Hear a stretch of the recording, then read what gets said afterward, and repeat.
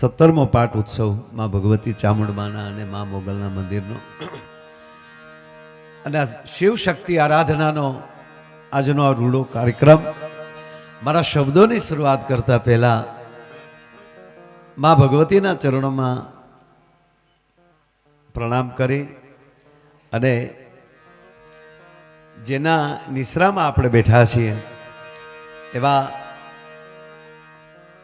આપણા ધર્મ ધુરંધર શ્રી શ્રી 1008 મહામંડલેશ્વર અનંત વિભૂષિત એવા હરિહરાનંદ ભારતીજી બાપુના ચરણોમાંથી કોટી કોટી પ્રણામ કરું છું. તેમજ આપણા ભારતી બાપુની દિવ્ય ચેતનાને પણ પ્રણામ કરું, કારણ કે એની 110% એની ચેતના આપણી વચ્ચે હોય જ. અને આ જે કાંઈ થાય છે એ સદગુરુ ભગવાનની કૃપાથી થાય છે. તો પૂજ્ય બાપુના ચરણોમાં પ્રણામ કરી, ઉપસ્થિત તમામ સંતોના ચરણોમાં પ્રણામ કરી અને અહીંયા સરસ મજાના ભજનો રજૂ થયા છે. સુરતથી આવીને સરસ મજાનું સંચાલન કરે છે, તાળીઓથી એને વધાવો. અને કીર્તિભાઈનો રાઉન્ડભાઈ એને રજૂ કર્યા ને હું નીકળ્યો બાપુ ત્યાં. થોડાક મહેમાન હતા પણ જીવ અહીંયા હતો. મેં કીધું અહીંયા પહોંચવું તો છે. કીર્તિભાઈને મેં કીધું ત્યારે તો એવું કીધું હું લગભગ 11 વાગે પહોંચી જઈશ, પણ ભગુડા યજ્ઞ ચાલુ છે એટલે ત્યાં મહેમાનો એ બધાને મળી અને અહીંયા તો આપણું ઘર છે સાહેબ. અહીંયા ક્યારે એટલે ટાઈમે આવવું જરૂરી છે 100%, પણ અંદરથી એમ બાપુ ન થાય કે હવે મોડું થઈ ગયું ને કેમ જાવું. એક જાવું છે ત્યાં. અને બીજી વાત એ હતી કીર્તિભાઈ ને આ બધા મહાનુભાવો એની હાજરી હોય ને એનું રાઉન્ડ ચાલુ હોય એટલે એ આપણે હોત તો એમ જ બેહવાનું હતું. કીર્તિભાઈ હું જો અહીંયા હાજર હોત તો અહીંયા સામે જ બેહીને આ જ રીતે આનંદ કરવાનો. એટલે કીર્તિભાઈને પણ તાળીના ગગડાટથી વધાવો. પરેશદાને સરસ ભજનો ગાયા હશે એટલે મેં રાઉન્ડ સાંભળ્યો નહોતો, પછી આપણે ગાયા જ હોય, હારા જ ગાયા, મને વિશ્વાસ. અમે એક જગ્યાએ પ્રોગ્રામમાં ગયા ને બાપુ તો આખું ગામ હોઈ ગયું. બોલો, ગ્રાઉન્ડમાં કોઈ નહીં. સરપંચને આયોજકને કીધું, મેં કીધું ભાઈ મને કે અમારું ગામ ભરોસાવાળું છે. આખા ગામે કીધું કે એટલા લેતા હોય પૈસાથી થોડા ખોટું ગાતા હોય. બોલો, ગામ હોઈ ગયું અમારે બોલા નાખે. એટલે મને પરેશદાન ઉપર વિશ્વાસ જ છે, એને સરખું જ ગાયો છે. એને પણ તાળીઓથી વધાવો. બેને પણ ખૂબ સારા સંતવાણી એમણે રજૂ કર્યા, એમણે પણ તાળીના ગળાથી વધાવો. અને અમે પ્રોગ્રામ બાપુ બધે કર્યો. આપણે અહીંયા કીર્તિભાઈ બધા જ્યારે આપના સાનિધ્યમાં આવતા હોય, આવા સંતોને હાજરીમાં આવતા હોય, એક અમારો પોતાનો એક લોભ હોય છે. અહીંયા અમારે પેમેન્ટનો લોભ ન હોય, અહીંયા બાપુના પ્રેમનો લોભ હોય છે અમને. એટલે અમે અહીંયા અમારું હટાણું કરવા આવીએ છીએ. એટલે તમારે સામે ઘડીક મારે આનંદ કરાવવો છે. એમાં અનંતભાઈ બિપિનભાઈ બેઠા એટલે તો આપણે વાળાભાઈ એટલે બધા મિત્રો એ બધા જાપે ઊભા હતા. એક ભાઈ તો મને કે તમે મુકુભાઈ ઓલકર 2 ગાડીઓ છે, મને કે હેલિકોપ્ટર મોકલું. એટલે એ રહેવા જો મેં કીધું વિચારમાં. હા, એટલે આ બધા મિત્રો બાપુ એ બાને બધા મળીએ અને એમાંય અહીંયા વાક્યાથી અમથા નીકળીએ તો અહીંયા માથું આપણું ઝૂકી જતું હોય. અને બાપુના ચરણોમાં ફરી ફરી પ્રણામ કરીને આજે અમારો જે મેં કીધું એમ અમારો અંદરનો હરખ એ અમારા હટાણાનો, અંદરના હટાણાનો હરખ. એક ભાઈ મને કીધું, મને કે આ બધા કલાકારો તમે 8-10 સાખ્યું ગાઓ, તમે બેહો તો થોડાક ઓલું બધું સ્તુતિયું કરો, આ શું કામ? મેં કીધું મેળ કરવા હાટું. અને હકીકત કહી સાહેબ, એ જે બોલીએ ને એટલું જ અમારા માટે. હવે બોલીએ બધું તમારા માટે બોલીએ છીએ સાહેબ. એટલે આજનું જે અમારું તમામ કલાકારોનું અમારું હટાણું આજે હો જી રે હરિની હાથડીએ મારે જોઈ લ્યો રોજનું હટાણ.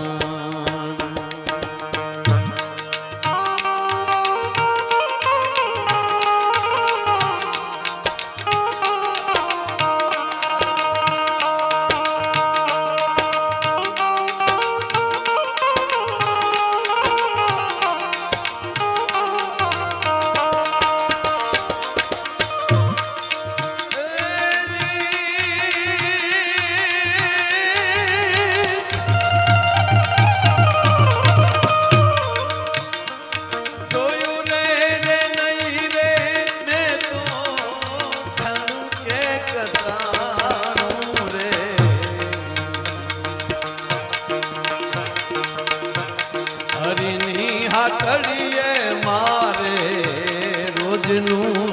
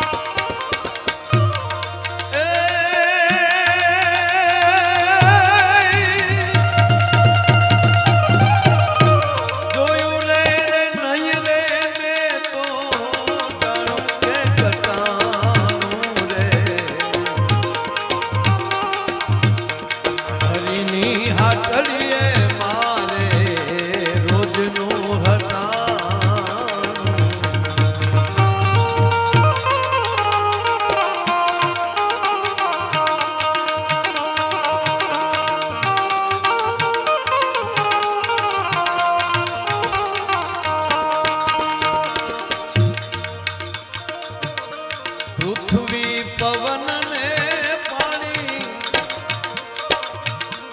આકા ઉલટવાની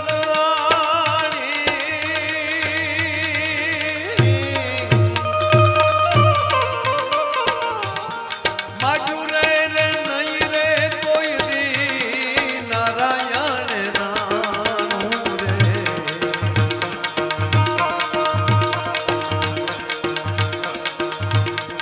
હરિની હાથડીએ મારે રોજનું હટાણું હરિની હાથડીએ મારે રોજનું હટાણું હરિની હાથડીએ મારે રોજનું હટાણું જોયું નહીં મેં કદી ટાણું કે કટાણું મારા હરિની હાથડીએ મારું રોજનું હટાણું પછી તમે ઈષ્ટદેવને હરિ કહો તોય ભલે સદગુરુને કહો તોય ભલે તમારું આપણું શ્રદ્ધાનું કેન્દ્ર શું છે જ્યાં આપણી શ્રદ્ધા બેસી જાય જ્યાં આપણો ભરોસો બેસી જાય અથવા તો અંદરનું હૃદય મળે સ્વીકારવા એ ત્યાં કંઈક હોય છે નકર જાય ઘણી જગ્યાએ પણ આપણે એમ થાય કે આપણે જ્યાં જમવા જ જવું છે પણ ચા પીવાય ખોટી ન થાય આવું હોય કે આલી હબ નીકળાય પણ જ્યાં અમસ્તા આવ્યા હોવ અને તમને ત્યાંથી પ્રસાદ લઈને જવાની ઈચ્છા થાય ત્યારે માનજો કે ત્યાં કંઈક સદગુરુની કૃપા છે એટલે પિંગલસિંહ બાપુની આ રચના કે પૃથ્વી પવનને પાણી એને આપ્યા ઉલટાણી આ ભગવાને આપવું બહુ સરસ બનાવ્યું જો માવઠા ન કરે તો ત્રીજી વાત અમુક વસ્તુ કીર્તિભાઈ પરમાત્માના હાથમાં હોય જો તમે આ માવતર આપણને મળ્યા એ પરમાત્માના હાથની વાત છે એ આપણી પસંદગી નથી જે ઘરે આપણે જન્માય ફરજિયાત આપણા માવતર છે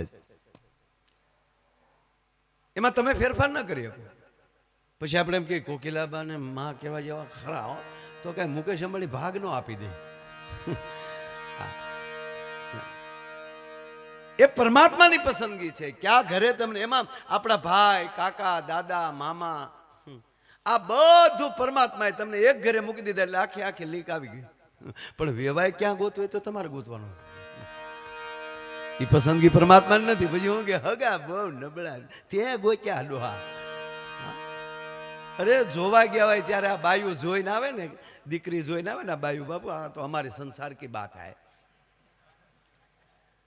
એ જે એના દીકરાનો સંબંધ જોઈને આવે ને પછી વાતો કરતા કોઈક દે સાંભળજો બહુ છોકરી ડાય આપણા પરગણામાં આવી દીકરી નહીં હોય પરણાવ્યા પછી 5મે વર્ષે એની કે કીધું તો કાંઈ કરતી જ નથી ગોતી ત્યાં કીધું તું હિરોઈન જેવી છે હવે લે શૂટિંગ કરી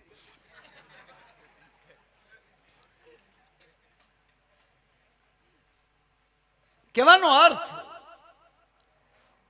કે પરમાત્માએ જે પસંદ કર્યું છે એને તમારે સહજ સ્વીકારી જ લેવું પડે એક જગ્યાએ મેં આવું બાપુ પ્રોગ્રામમાં કીધું એટલે હવે તો શું છે બધા ભણેલા ગણેલા મને કે માયાભાઈ તમે યાર આવી વાત કરો છો એટલે મેં કીધું હા સ્વીકારી જ લેવું પડે અરે પણ યાર કે મારા પપ્પા જો ને યાર એ તો બધા જૂની ઢબના હવે એને આપણે કેમ સેટ થવું મેં સેટ આપણે જ થવાનું હોય પપ્પાને સેટ ન થવાનું હોય મને કે કઈ રીતે? મેં કીધું આંખ આપણે નંબર આવે તો આંખ પ્રમાણે લેન્સ સેટ કરવાના હોય કે લેન્સ પ્રમાણે આંખને સેટ કરવાની હોય? તો કે તો આંખ પ્રમાણે જ આપણે લેન્સ બદલાવવા પડે. હું કહું આપણે લેન્સ છે એ મૂળ આંખ છે, એને સેટ આપણે થવાનું હોય. તારે હાટું આંખ્યુંનો ડોળાનો કાઢ નખાય. કોઈ આપણને સરસ મજાની કફની ભેટ આપીને કદાચ મોટી નીકળી તો એમ ન કહેવાય કે આને હકેલીને રાખો, ખાઈ ખાઈને જાડા થઈ પછી પહેરશું. અને કાં માની લો કે માપ વગરની આવી થોડીક ફીટ તો એમ ન થાય કે હમણાં બવારો ખાવાનું બન નહીં, એને આપણે કાપીને હરખું કરવાનું હોય. મારો કહેવાનો અર્થ એ છે કે એને સેટ આપણે થવાનું. આપણે પૃથ્વીમાં આવ્યા છે એટલે એના ચક્ર પ્રમાણે આપણે હાલવાનું હોય. અને બાકી તમને એમ લાગે આટલી વાતો કરીને ભજન કરીને માણસ સુધરી જાય? તો રામ જ રાવણને ન સુધારી દે ના. હવની પ્રકૃતિ લઈને હવ આવ્યા હોય તો દુર્યોધનને કૃષ્ણ પરમાત્મા નો સુધારી નાખે. હા, પણ બાપુ એક કહું તમને કે એ રાવણને પણ અને દુર્યોધનને પણ બેની વાત કરું. રામ એક, અહીંયા રાવણને રામ એકમાં મળે છે કે હવે તો પાછો ફેર કોઈ બાકી નથી રહ્યું, હવે તો મહેરબાની કરી. આવું ભગવાન રામ રાવણને કહે છે. ત્યારે રાવણે કીધું તમે તમારું ચાલુ રાખો, મારા સ્વભાવમાં ફેર નહીં થાય. એ જે સ્વભાવ લઈને આવ્યો, નહીં તો શિવનો શિષ્ય છું, પણ આ સ્વભાવ કરું તો જ મારો બાપ તું મારી ઘરે. ત્યારે ભગવાન રામને ચૂક છેતરી ગયો. અને એવી જ રીતે દુર્યોધનને બાપુ નરકમાં હતો અને ભગવાને કીધું લાંબો હાથ કરીને કાઢી લઉં. કે એ રહેવા દે, તું કાઢને હું નીકળું, રામ રામ કરી. તો મારો પોતાનો સ્વભાવ જે માણસની અંદર પોતે. એટલે કહેવાનો મતલબ મારે જે વાત ઉપર જવું છે કે સગા તમારે નક્કી આપણે કરવાના નક્કી હોય, એમ મિત્ર આપણે નક્કી કરવાનો હોય કે જે હૃદયમાં વસી જાય ને એ કંપની ફિટિંગ નથી. પણ મને કહેવા ગયો સાહેબ કે આવતા ભાવમાં કાંઈક તો ભેગા હશું તો જ અહીંયા ભેગા તમે છો. આ નરું સત્ય છે. બાકી તો પસંદગી જ હોય ને બધી. હાવ અત્યારે તો બાપુ આ છોકરાઓ બધા જુવાન લાય ભાગશાળી, આ જોઈને હક પણ થાય છે. બાકી પૂછો આ જૂના લોટને, જોવા કોણ જાતું? વડીલોએ સંબંધ કર્યો ફાઇનલ. એ તો ઘરે આવીને ઘૂંઘટ ખોજ્યા ત્યારે ખબર પડી કે આ આપણા ભાઈ ગુલો રાણી બાદશાહ જે હોય લડી ગયો એમ. હા, પરમાત્માની કૃપા. વાત એ છે કે તો જ તમને સારા સંબંધી મળે. તો પરિવાર તો મળ્યો જ છે પરમાત્માની કૃપાથી, પણ સંબંધી અને મિત્રો અને તમારો પોતાનો વ્યક્તિગત સંબંધ એ તો આપણે નક્કી કરવાનો હોય કે આપણા સંબંધ. એક જણા જોઈને આવ્યા ને, દીકરી જોઈને આવ્યા ને સંબંધ કરી આવ્યા એટલે પૂછ્યું એને કે કેમ છે સંબંધ, સગા કેવા છે? ત્યારે કે આપણી જેવા જ છે. આપણી જેવા છે કે તોય દીકરી દીધી લોકોએ. અમુક વાતો હાવ ઝીણી હોય. અરે બાપુ પાછું કેવું થયું ખબર? એક સમય એવો હતો કે દીકરીને પરિવાર નક્કી કરે કે હામે હાહુ પરિવાર તો હારો મળશે ને, દીકરીને દુઃખ તો નહીં દે ને. આ ચિંતા હતી. અત્યારે ચિંતા એ છે કીધું કરે એવી તો હો આવશે ને. આ ઊંધું થઈ ગયું હાવ. બોલો લ્યો. અને એમાંય જે આ 30 વર્ષ પહેલાનો લોટ હતો ને બાપુ, એ તો એવી બિચારી માવું સેન્ડવીચ થઈ ગઈ. એ આવ્યું તે દી હાહુ માથા ફેરે, એના દીકરા મોટા છે ને એને પણ તો બહુ માથા ફેરે આવી. એ તો હાવ હલવાઈ ગયું વૈશમાં. આ વાત એ માટે કરું છું કે સમય એવો આવે છે. આ હાહુ વહુના દાખલા છે, બાકી કહેવાનો તો આ બધાને લાગુ પડે આપણને કે સમય એવો રાખજો. આવા મહાપુરુષની નજીક રહેવાનું રાખશો ને તો પરિવાર બધો સારો જ મળશે, એમાં કોઈ શંકાને સ્થાન નથી. જે સંતોના સાનિધ્યમાં જે પરિવાર રહેતો હોય, જે પરિવારને સત્સંગની ખબર છે, રામ કોણ છે એ ખબર છે, કૃષ્ણ કોણ છે એ ખબર છે. આ પહેલગામમાં જે ઘટના બની ગઈ આપણા માટે કેવડી દુઃખદાયક છે. પણ બાપુ એકો ને 10% કહું,